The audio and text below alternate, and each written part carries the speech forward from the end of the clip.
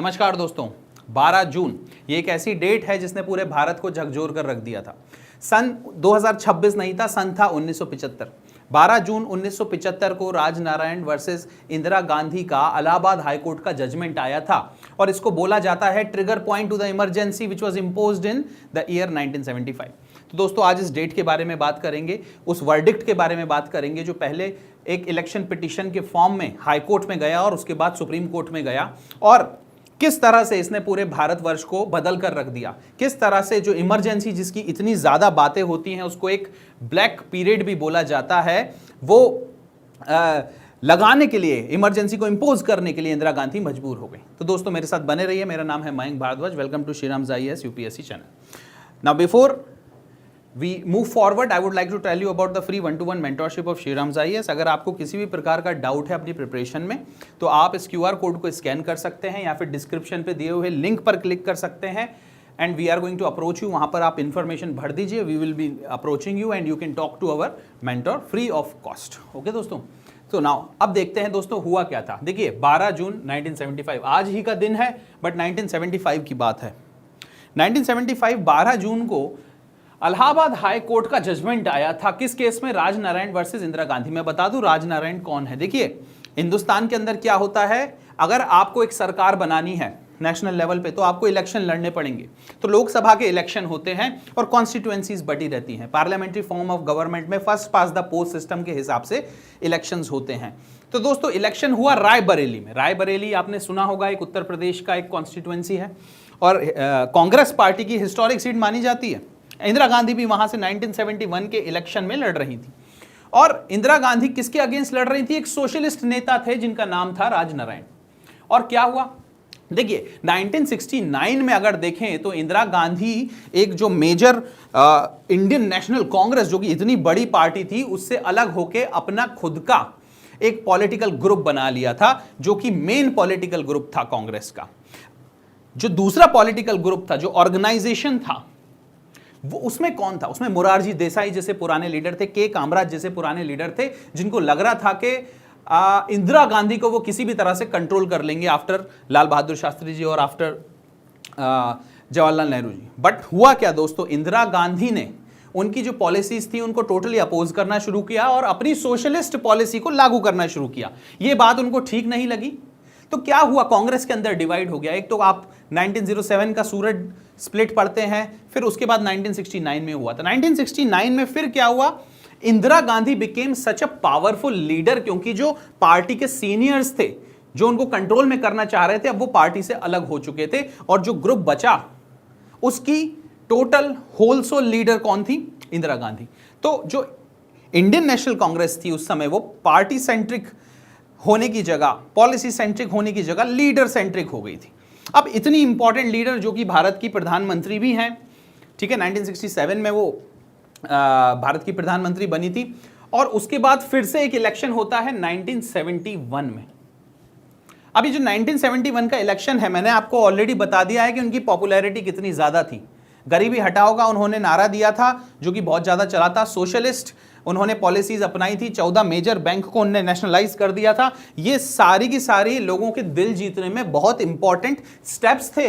इतनी popular leader और अब सीनियर लोग जो उनको कंट्रोल कर सकते हैं वो भी बाहर। 1971 में एक इलेक्शन लड़ती हैं, क्या होता है दोस्तों? जीत जाती हैं। ऑफ कोर्स वो जीतेंगी, बट इलेक्टोरल माल प्रैक्टिस करके। अब ये इल्जाम लगाया गया था राजनारायण जी द्वारा। राजनारायण जी जाते हैं और एक पिटीशन फाइल करते हैं। पिटीशन कहां? Election petition. Election petition high court में फाइल होती है। तो इलाहाबाद हाई कोर्ट में, जो उत्तर प्रदेश का हाई कोर्ट है, वहां पर एक इलेक्शन पिटीशन फाइल होती है that for winning the election Indira Gandhi have use the machinery of the state. किस तरह से मशीनरी स्टेट की यूज की गई? दो तरह से। देखिए एक व्यक्ति थे जिनका नाम था यशपाल कपूर, ये गवर्नमेंट के ऑफिसर थे, पर इंदिरा गांधी ने इनको अपने काम के लिए यूज किया गया। सबसे पहला इल्जाम ये लगाया गया। दूसरा कौन सा? जो स्टेट के रिसोर्सेज होते हैं, अब देखिए आपको रैली करनी है तो माइक की जरूरत है, स्टेज की जरूरत है, भोंपू की जरूरत है, स्पीकर्स की, वो सारे स्टेट के लिए गए। आपने पुलिस स्टेट की लगा दी, पैसा रिसोर्सेज स्टेट के खर्च करवा दिए। क्यों?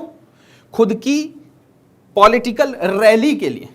अब इस तरह की प्रैक्टिसेस एक फेयर प्ले नहीं करती। देखिए डेमोक्रेसी में इलेक्शंस होना चाहिए बट फेयर इलेक्शंस होना चाहिए ना, ये फेयर इलेक्शन प्रैक्टिसेस के अगेंस्ट है। तो ऐसे कुछ इल्जाम लगाए किसने, राजनारायण जी ने। एंड फाइनली क्या हुआ, 12 जून, जो मैं आज की डेट बता रहा हूं, इलाहाबाद हाईकोर्ट का जजमेंट आया। सिन्हा साहब जज थे और उन्होंने जजमेंट क्या दिया, इंदिरा गांधी को गिल्टी करार कर दिया। यह बोला कि इंदिरा गांधी ने सही में माल प्रैक्टिसेस की हैं, उन्होंने सही में स्टेट के रिसोर्सेज को यूज किया है। अब देखिए ये एक बहुत इंपॉर्टेंट जजमेंट था जो बता रहा था कि रूल ऑफ लॉ बहुत ऊपर होता है, रूल ऑफ लॉ प्रधानमंत्री के भी ऊपर होता है। ये एक वो बहुत इंपॉर्टेंट जजमेंट है। बट आप देखिए देश के पूरी नींव एक हिल सी गई। एक सिटिंग प्राइम मिनिस्टर जो कि इलेक्टेड प्राइम मिनिस्टर है, जो कि जनता के द्वारा चुना गया है, उसको कोर्ट ने हटा दिया। तो इंदिरा गांधी की जो मोरल स्टैंडिंग थी, जो मोरल बेसिस था, वो पूरा हिल गया दोस्तों। और उसके हिलने के बाद क्या होता है, उसके हिलने के बाद बहुत इंपॉर्टेंट वाकया होता है। सबसे पहले तो ये पूरा केस 24 जून को सुप्रीम कोर्ट के सामने जाता है। सुप्रीम कोर्ट एक टेम्पररी स्टे लगाते हैं, कहते हैं कि हम पूरे इलाहाबाद हाई कोर्ट के जजमेंट को ओवरटर्न नहीं करेंगे, बट एक टेम्पररी स्टे लगाते हैं इस पूरे जजमेंट पे। मतलब इंदिरा गांधी अभी प्राइम मिनिस्टर बनी रह सकती हैं, आगे और कार्रवाई होगी और देखते हैं कि सच तक हम पहुंच पा रहे हैं कि नहीं। ये 24 जून 1975 की बात है दोस्तों। एंड 25 जून 1975 को क्या होता है, इंदिरा गांधी इमरजेंसी लगा देती हैं देश के अंदर। इमरजेंसी लग जाती है, इमरजेंसी डिक्लेयर्ड ऑन 25 जून 1975। और एक अमेंडमेंट किया जाता है, 39th constitutional amendment, 39th constitutional amendment act. इससे 329A आर्टिकल इंसर्ट किया जाता है और उसमें बोला जाता है जितने भी हाई पोस्ट होते हैं, such as the post of the prime minister, इनके जो इलेक्शंस होते हैं वो जुडिशियल रिव्यू में नहीं आएंगे। अच्छा, ये डिसीजन लिया गया है रिट्रोस्पेक्टिवली, पीछे की डेट से। मतलब जिस समय ये डिसीजन लिया जा रहा था, ये अमेंडमेंट किया जा रहा था, वहां से आगे नहीं, वहां से पीछे के भी जो कृत्य हुए हैं, जो इलेक्शंस हुए हैं, उनको भी जुडिशियल रिव्यू से डिबार कर दिया गया। जुडिशियल रिव्यू उनके ऊपर लागू नहीं होगा। तो एक तरह से इम्यूनिटी या फिर एक तरह से प्रोटेक्शन मिल गई प्राइम मिनिस्टर को, एक तरह से प्रोटेक्शन मिल गई इंदिरा गांधी को उस समय, और इमरजेंसी यहां पर लागू कर दी थी दोस्तों। अब इसके कुछ इंपैक्ट्स हुए, क्या पॉलिटिकल इंपैक्ट थे, created a major political crisis in India. दूसरा, Indira Gandhi's moral and political authority was totally questioned. अपने आप को बचाने के लिए कॉन्स्टिट्यूशन का यूज करते हुए उन्होंने इमरजेंसी लगा दी। अच्छा, उस समय जेपी नारायण का मूवमेंट भी चल रहा था दोस्तों, मत भूलिएगा। और उसके बाद जो 44th कॉन्स्टिट्यूशनल अमेंडमेंट किया गया, 43rd कॉन्स्टिट्यूशनल अमेंडमेंट किया गया, इमरजेंसी खत्म हो जाने के बाद 1977 में, क्योंकि दोबारा इलेक्शन करे गए, इंदिरा गांधी फिर से रायबरेली से लड़ी और रायबरेली से राजनारायण ही खड़े हुए थे और इस बार राजनारायण ने इंदिरा गांधी को हरा दिया। और उसके बाद जो मोरारजी देसाई की सरकार बनी, उसने बहुत सारे चेंजेस करे दोस्तों, क्योंकि इमरजेंसी के पीरियड में काफी ज्यादा अमेंडमेंट किए गए थे, सेंट्रलाइजेशन ऑफ पावर कर दिया गया था। 43rd कॉन्स्टिट्यूशनल और 44th कॉन्स्टिट्यूशनल अमेंडमेंट ने काफी चेंज करे और उसमें से एक चेंज था ग्राउंड्स ऑफ इमरजेंसी को भी खत्म कर देना। मतलब ग्राउंड्स ऑफ इमरजेंसी को रादर बदल देना, नॉट खत्म कर देना, सॉरी। आर्म्ड रिबेलियन, ये एक इंपॉर्टेंट वर्ड है जो जोड़ दिया गया, आर्म्ड रिबेलियन।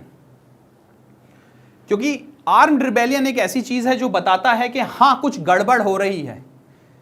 इंटरनल डिस्टरबेंस तो एक बहुत ब्रॉड वर्ड है जिसका कोई एक बेसिस नहीं हो सकता। इंटरनल डिस्टरबेंस के बेसिस पे आप इमरजेंसी लगा देंगे। अगर कुछ भी थोड़ा बहुत हो रहा है, अभी कांग्रेस जनता पार्टी ने रामलीला मैदान में अपना एक छोटा सा कोई आंदोलन करा, उसमें ज्यादा लोग नहीं आए, बट क्या उसके बेस पर भी इमरजेंसी लगा दी जाए? सो आर्म्ड रिबेलियन के बेस पे लगेगी। ये हुआ 44th अमेंडमेंट में। इस तरह से बहुत सारे चेंजेस करे गए। तो politically it was very very important, इसका इंपैक्ट बहुत दूर तक गया। साथ में कॉन्स्टिट्यूशनल क्वेश्चंस कुछ निकल कर आए, क्या prime minister subject to ordinary law और not? The answer was yes. आप देखिए एक सिटिंग प्राइम मिनिस्टर को पोस्ट से हटा दिया गया। ऑल्दो ये पूरा जो केस है ये अब सुप्रीम कोर्ट के पास गया, उसके बाद सुप्रीम कोर्ट ने कुछ जो चेंजेस लेकर आए थे 39th कॉन्स्टिट्यूशनल अमेंडमेंट एक्ट से, उसको भी हटाए। साथ ही साथ में इंदिरा गांधी को जो वर्डिक्ट दिया गया था इलाहाबाद हाईकोर्ट द्वारा, उसको ओवरटर्न कर दिया। बट जब तक इमरजेंसी लग चुकी थी। A free and fair elections are the part of democracy, yes of course it is. ये सारे क्वेश्चंस, ये मेजर कॉन्स्टिट्यूशनल क्वेश्चंस हैं दोस्तों, जो उस वर्डिक्ट से उठते हैं, 12 जून 1975 के वर्डिक्ट से और उसके बाद जो भी हुआ उससे। Can parliament protect one leader through constitutional amendment? कितना बड़ा क्वेश्चन है, देखिए 39th कॉन्स्टिट्यूशनल अमेंडमेंट से जिस तरह के चेंजेस किए गए एक लीडर को बचाने के लिए, क्या पूरी पार्लियामेंट ऐसा कर सकती है? एक मोरल अथॉरिटी होती है पार्लियामेंट की, क्या उसके बियॉन्ड जा सकती है? Can judicial review be removed in election disputes? जो 39th कॉन्स्टिट्यूशनल अमेंडमेंट एक्ट ने 239A आर्टिकल डाल के किया, election of the prime minister, इस पूरे सब्जेक्ट को जुडिशियल रिव्यू से बाहर कर दिया रिट्रोस्पेक्टिवली। क्या ही किया जा सकता है? ये सारे क्वेश्चंस, मेजर कॉन्स्टिट्यूशनल क्वेश्चंस उस समय उठ के निकल के सामने आए थे दोस्तों। अब देखिए कुछ डीपर लेसन्स हैं जो हमने से सीखे हैं। Political constitutional democracy is not only about winning election. देखिए एक तरफ तो ये है कि आपके पास मैंडेट है, पर मैंडेट है इसका मतलब ये नहीं है आप कुछ भी करें। मैंडेट है इसका मतलब ये नहीं है कि आप कॉन्स्टिट्यूशनल मोरालिटी के अगेंस्ट चले जाएं।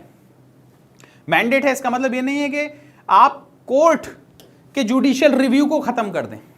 ये कुछ बहुत इंपॉर्टेंट चीजें हैं जो उस पूरे वाक्य से निकल कर आई हैं। सो फाइनल टेक अवे क्या है? The incident show that Indian democracy depends not only on elections but also on institutions, accountability and rule of law. Bharat की डेमोक्रेसी ने कई बार ये एग्जाम्पल दिया है, एक बार नहीं। आपके पास बहुत बड़ा मैंडेट है, आपके पास बहुत ज्यादा लीडर हैं, आपके पास बहुत बड़ी स्ट्रेंथ है लोकसभा के अंदर, राज्यसभा में भी आपकी स्ट्रेंथ बनी हुई है, बट उसके बावजूद लोगों ने आपको हरा दिया है। कई बार ऐसा हुआ है दोस्तों, कई बार ऐसा हुआ है। तो जो रूलिंग पार्टीज हैं उनको ये चीज ध्यान में रखना होगा कि Indian democracy is not only about getting mandate.